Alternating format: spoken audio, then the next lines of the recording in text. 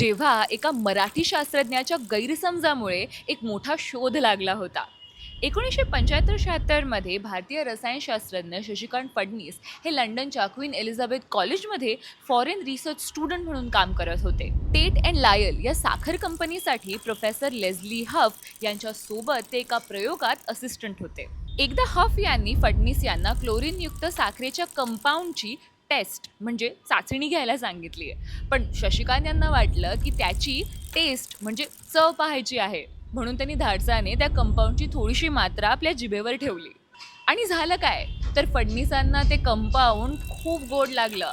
साखरेपेक्षा 600 पटीने जास्त. ते कंपाऊंड म्हणजे सुक्रोलोज, ज्याला स्प्लेंडा म्हणून देखील ओळखलं जातं. Eurekas and euphorias the Oxford book of scientific anecdotes या पुस्तकात आपल्याला या अपघाती शोधाबद्दल समजतं. हा अपघाती शोध अन्न आणि पेय उद्योगाच्या इतिहासात क्रांतिकारी ठरला, कारण सुक्रोलोज हे आपल्या चवीसाठी आणि सुरक्षिततेसाठी जगभरात मान्यता प्राप्त झालं. 1998 मध्ये USA फूड अँड ड्रग ॲडमिनिस्ट्रेशनने सुक्रोलोजला मान्यता दिली, तर भारताच्या food safety and standards authority of India यांनी सुद्धा सुक्रोलोजला अप्रुव्हल दिलंय. अनेक खाद्यपदार्थांमध्ये आज साखरेऐवजी सुक्रोलोज वापरलं जातं.